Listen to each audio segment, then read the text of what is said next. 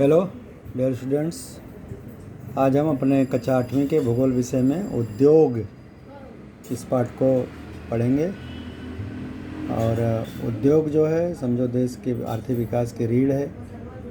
और शुरुआती दौर में हम इस चित्र के माध्यम से जानेंगे कि पहले चित्र में देखो क्या है। पहला जो चित्र है, जो पहला यानी कि फर्स्ट पिक्चर जो तुम्हें दिखाई पड़ रही है, उसमें एक खेती पर आधारित एक फसल है जो गन्ना कहते हैं इसको। ठीक है, ये गन्ने की फसल है। और गन्ने से क्या होता है, ये गन्ने ले जाते हैं कहाँ पर, यहाँ पर। ये जो देखो ना, ट्रकों के माध्यम से गन्ने की ढुलाई होती है और गन्ने की मिलों में ले जाया जाता है। और मिलों में गन्ने पर प्रक्रिया करके गुड़ या चीनी तैयार की जाती है। मोस्टली चीनी तैयार की जाती है। चीनी उद्योग स्थापित हुआ है जिसमें गन्ना कच्चे माल के रूप में उपयोग में लाया जाता है। और यहाँ जो चित्र देख रहे हो, चित्र में देखो पहला, ये भी कृषि पर आधारित एक फसल है जो कपास कहते हैं इसको। इसकी जो रुई है ना, रुई के ढोंड है, रुइया जो है, रुई को चुन करके इकट्ठा किया जाता है। बाद में उसकी पैकिंग करके जो मिलों में भेजा जाता है और मिलों में धागे बनते हैं और धागे से फिर कपड़ा बनता है। तो इसको कपड़ा उद्योग कहते हैं। तो कपड़े उद्योग में कच्चे माल कपास की आवश्यकता होती है। और ये जो है शक्कर है, मतलब ये चीनी, यहाँ पर चीनी उद्योग जो हो रहा है अंदर की प्रक्रिया में, यहाँ शक्कर को इकट्ठा करना, उसकी पैकिंग करने का काम हो रहा है। तो ये 6 चित्र हैं। 6 में से 3 जो है एक उद्योग पर आधारित है।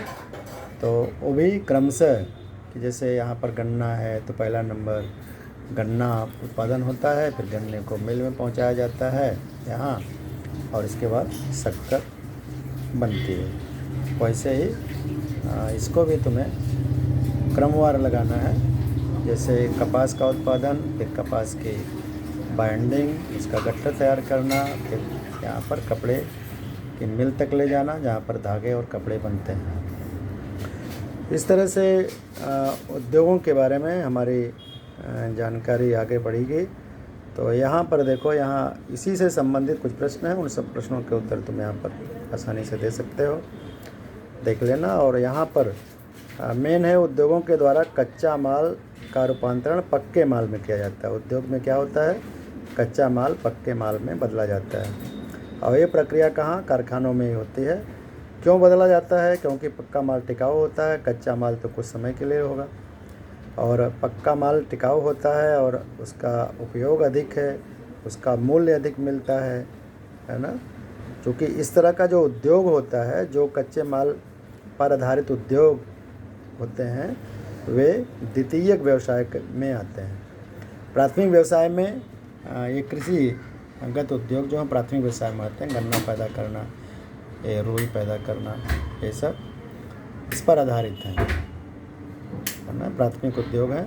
द्वितीयक उद्योग में इनसे बनाए जाने वाले सामान जो हैं वो द्वितीयक उद्योग के भाग होते हैं। तो इस तरह से उद्योगों को प्रोत्साहन मिलता है और देश के आर्थिक विकास में भी मदद मिलती है उद्योगों की स्थापना करके। और इस चित्र को तुम लोग देखोगे तो इससे मालूम पड़ेगा कि किस तरह से उद्योगों की स्थापना के लिए किन किन चीज़ों की ज़रूरत पड़ती है। अलग अलग उद्योगों के लिए अलग अलग चीज़ों की आवश्यकता पड़ती है। कुछ ऐसी चीज़ें हैं जो हर उद्योग के लिए ज़रूरी है, जैसे श्रमिक की आपूर्ति, ऊर्जा, बाज़ार, जल की आपूर्ति, ये लगभग हर उद्योग में आवश्यक है। और जैसे कृषिगत उद्योग में कृषि की ज़रूरत पड़ती है। और कल कारखाने जो जैसे कोयला लौह इस्पात उद्योग है, उसमें खनिजों की आवश्यकता पड़ती है। और वन की आवश्यकता, जैसे कागज़ वगैरह के उद्योग हैं तो उसमें इसकी ज़रूरत पड़ती है। आने जाने की सुविधा तो होनी चाहिए, महामार्ग, लौह मार्ग, उसी का ये द्योतक है। तो इस तरह से वस्त्रों के उद्योग और लौह उद्योग के लिए अलग अलग चीज़ों की आवश्यकता पड़ती है। और किसी प्रदेश में जो उद्योग स्थापित करना होता है तो उसके लिए इन संसाधनों की आवश्यकता होती है। जैसे कच्चा माल आवश्यक है उद्योग स्थापित करने के लिए, मानव संसाधन आवश्यक है, आदमी नहीं रहेगा तो काम कहाँ से होगा। जल की आपूर्ति चाहिए, पानी आवश्यक है, परिवहन की सुविधा भी होनी चाहिए और पूंजी बाजार, इन सब की ज़रूरत होती है उद्योग की स्थापना के लिए। इससे औद्योगिकरण का विकास होता है और अनुकूल परिस्थितियां आवश्यक हैं। घने वन, पर्वतीय क्षेत्र, मरुस्थल जैसे प्रदेशों के लिए उद्योगों के लिए प्रतिकूल होते हैं, यानी कि पर्वतीय प्रदेशों में, घने जंगलों में, मरुस्थलों में उद्योग स्थापित नहीं हो सकते। यहाँ पर लौह इस्पात उद्योग के बारे में बताया गया है कि लौह इस्पात उद्योग जो जमशेदपुर जिसका सेंटर है, उसके आसपास उद्योगों का स्थानीयकरण होता है।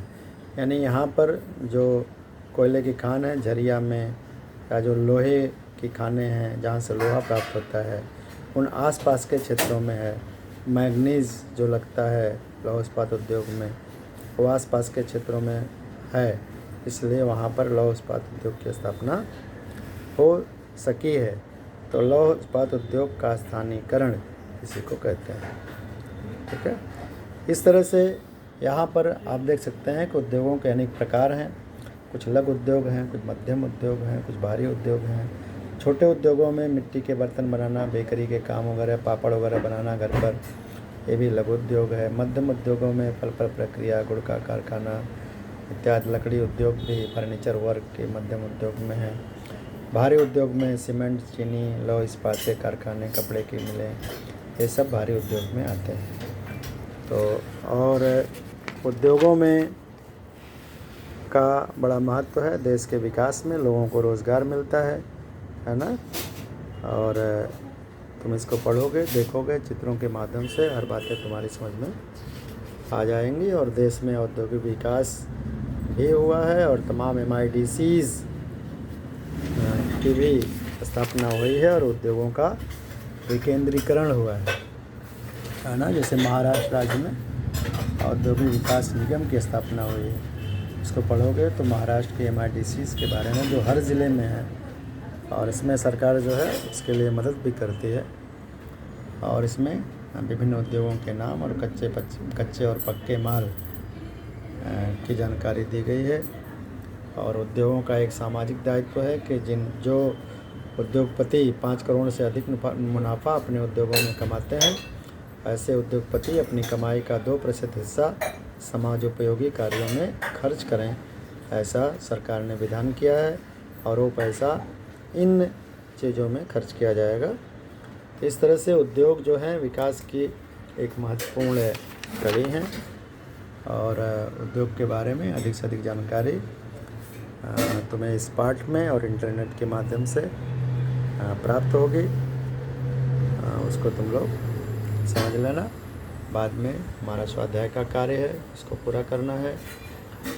तो उद्योग के बारे में स्व अध्ययन करो। इस लॉकडाउन की स्थिति में जब स्कूल नहीं खुले हैं, स्व अध्ययन को और अपने ज्ञान को अधिक से अधिक स्व अध्ययन के द्वारा उसका विकास करना है।